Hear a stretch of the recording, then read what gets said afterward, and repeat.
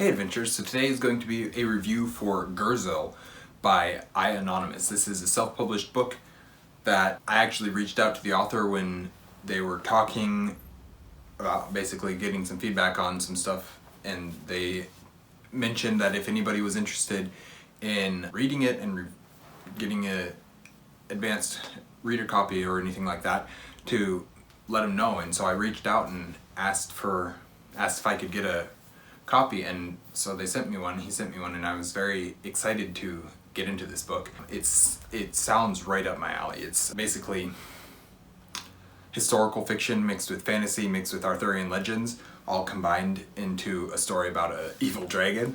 And it's like, this is exactly the type of stuff that I want to be reading. So I was super excited to get into it. This is the first book in the series. I don't remember how many books are planned in the series, but this is book one of the Wars of Wrath, and it's, like I mentioned, it's fantasy and historical fiction and Arthurian legend, or Arthurian retelling, kind of just a lot of different genres that tie into this to make this story what it is. The book has a very interesting setup. Besides the time period and the many events that affect the world around that time, meaning the fall of the Roman Empire, stuff like that, those big types of events, and even some of the smaller types of events that affect the goings on of the world. Besides all that type of stuff, I was just intrigued by the setup of Gurzil himself. You do get to learn a little bit about who he is and what he is and his origins a little bit later on in the book, but basically he's a god. But the story doesn't confine itself to saying that Gurzil is a god, or that there are other gods, or even that people believe in whatever they want to. It's pretty blatantly stated that Jesus Christ is the one God, the one true God, and that he came to earth to seek and to save rather than to destroy, which leads to some very interesting things. But it also heavily implies then that Gurzil is a little g god, not truly God, but just a being that has some power more than what humans have. I mean, obviously it's a dragon and it's massive, and you can see some of the effects of its powers throughout the book, and it's very interesting. But more often than not, what you see is that the gods are not interested in salvation, they're interested in power and or destruction. Gurzil's recognition of this was just super interesting to me, and automatically set up for interesting conflicts throughout book one and the rest of the series. The use of religion and how it plays into the different storylines is super well done. The story also does a good job of saying that although there's lots of different groups and people who call themselves Christians, that doesn't always mean the same thing. Throughout the book we get a fair amount of exposition. It's actually done pretty well, and generally you don't get bogged down with it because it's done in a way that basically the characters that you're following, most of them are historical characters from real history, or mythological characters from like Arthurian literature or something like that. We follow these characters that are established, that have these histories, and we're just thrust into them. And so exposition is done in a way that generally is the character filling out why they are like they are, not just this happened and this happened and this happened, but it applies to, it's used in a way to apply to the situation at hand, but also give some information as to who the characters are and why they're where they are at this point in time. As I was reading and thinking about this aspect of the exposition, I actually found myself being reminded a lot of G.A. Henty's writing, and I didn't love everything of Henty's that I read. I haven't read all of his works, but of the stuff that I have read, some of it I really liked and some of it I didn't.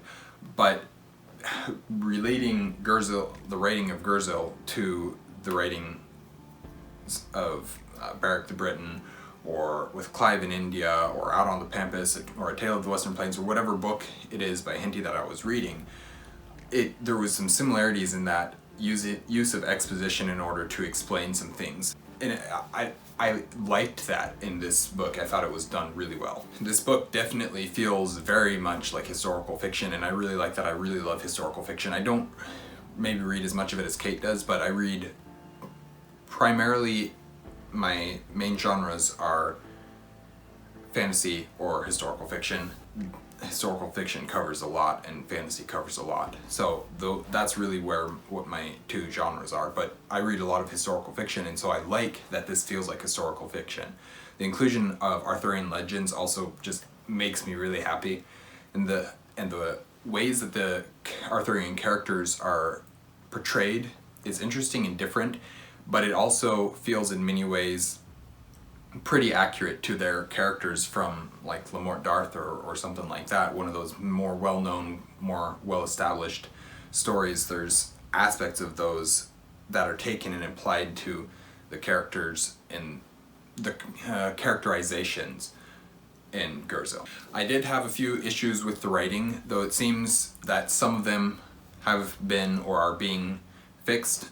I assume probably have been fixed now, because this is coming up. This review is out after the release of Gurzil has come. So some of those issues, grammatical issues, stuff like that, were due to it being an ARC, an advanced reader copy, and not being the fully finished, fully edited version of the book. Some of the wording that was used sounded very modern to me. It didn't seem to fit the setting of the story, so that 526 AD or something like that. So some of it didn't really fit that, and that kind of frustrated me, kind of took me out of the story a little bit. But most of the time where I found that was usually in the dialogue, but even then it was not in all the dialogue. So there's a little bit, but not a ton of it, I guess. I am one also who thinks that language is never necessary to speak or to tell a story, and so seeing it in this story wasn't really my favorite, and I didn't feel like it needed to be there. It could have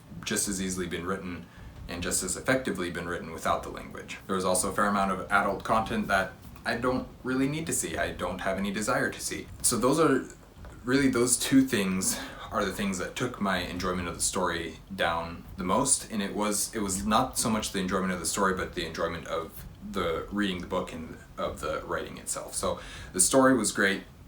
That didn't really suffer too much from any of that stuff, but just my personal enjoyment, because of the way that I think and the way that the things that I believe worked, my enjoyment was taken down a little bit because of those things. But there was still a lot of good in this book, a lot of strong and good themes. One of the themes that I noticed right away in this book was the idea that if we forget history, we are doomed to repeat it. We will repeat it. Things, when you forget how something happened or why something happened, it will happen again. The other one that I saw is how it's up to people, a single person, a good person, to stand up for what's right, and it's up to that one person to take that first step to stop evil. There's a quote that he uses, or that is written in this book, one line that says, "After all, for evil to prevail, all it took was for good people to do nothing." And that really sums it up well, that all it takes is one person to do nothing, because if that one person does nothing, the other people around it will see, oh, I don't need to do anything either, or I'm too scared to stand up and do something. So if one person will stand up, the next person will stand up, and everybody will stand up, and it just, one person can affect change in ways that you don't really understand or imagine until it happens. There were some other lines that really just stood out to me for whatever reason. Some of them made me happy, some of them made me think, or made me excited for the future of the series. One of them was, according to the Gauls, Britain was a land of necromancers, sea monsters, and tribes of men like Reaver. I think that was in the prologue, but it sets up for this idea that there's a good chance that we will see lots of magic. Sea monsters, which obviously if they're sea monsters, I want to see them. They've now been promised, so whether or not we see them in future books, I don't know, but I kind of hope we do. But it sets up for some ideas and gives us some ideas of things about this world, about the British Isles, that I want to see, and we got to some exploration of it, and it was really fun to explore. Another one of the lines that I noticed and really liked, which came after a line that I didn't like, but I don't think it's that simple. We aren't supposed to understand how God created the world. I don't imagine we would do anything good with that knowledge. We'd probably do something stupid, like try to fix it. And just that idea of humans thinking they're better than God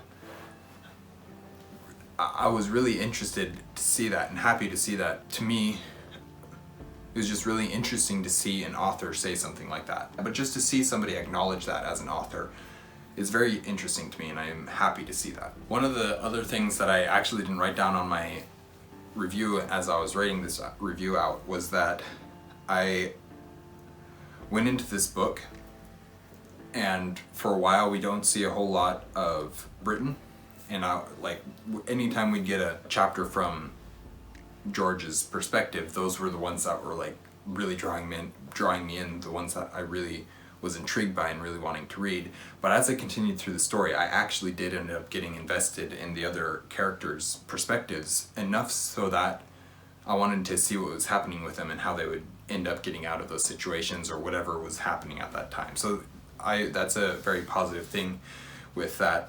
The book got better and better as it went. Overall, I really enjoyed the book, and I'm super happy that I got to read it. I'll be for sure reading more of the series when it comes out. I think the second book comes out later this year sometime, and although this one, it wasn't like a perfect book, there was still enough about it that I really enjoyed it, and it was just a really solid book. Yeah, overall I had a very good experience reading this book, and I'm very happy and excited to have read it. Hey guys, quick insert here. So I just got word from the author that he will be running a promotion on Amazon from Monday through Wednesday, where his Gurzil is going to be free from Monday to Wednesday. So if you're interested at all in checking it out, this is a great opportunity, free on ebook obviously, but this is a great opportunity to get into it and get it so you can read it. And I will have the Amazon link to it down in the description down below, so you don't have to go too far to search for it. Thank you guys for watching an Erudite adventure. I hope you liked my review of Gurzil by I Anonymous. We post videos every Monday and Thursday, and have our social medias linked in the description down below. Thanks for watching. Stay warm.